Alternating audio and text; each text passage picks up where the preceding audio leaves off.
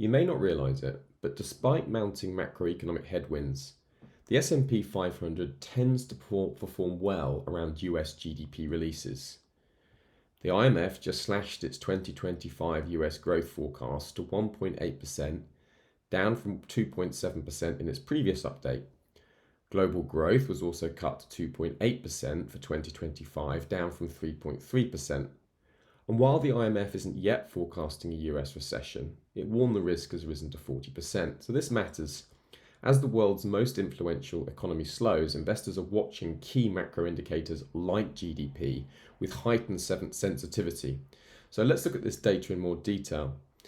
The chart here shows you the typical development of the S&P 500 around the release of the US GDP release over the past 5 years.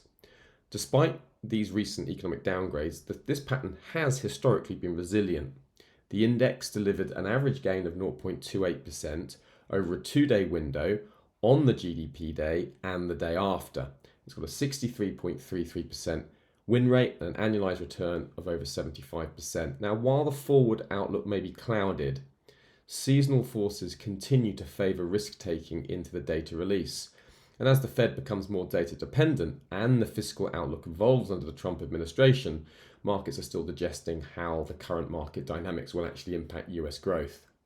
From a technical perspective, the bullish piercing line pattern on the weekly chart, a 2-candle reversal formation. You can see this candle and that candle. This is a bullish piercing line 2 candlestick pattern. As long as 4800 remains unbroken, this is supportive of dip buying, with the 200 exponential moving average also providing support. So if this is a dip that's being bought, this 2-candle pattern is potentially supportive for dip buying, so keep that in mind technically.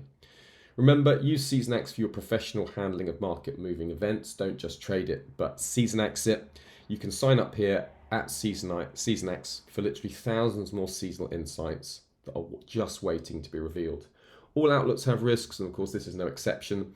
The main risk here is that equity gains do remain vulnerable to sticky inflation, earnings downgrades, and Fed hesitation. With a 10-year Treasury yield rising and global growth expectations rolling over, the S&P 500 could still face downside, particularly if the data disappoints.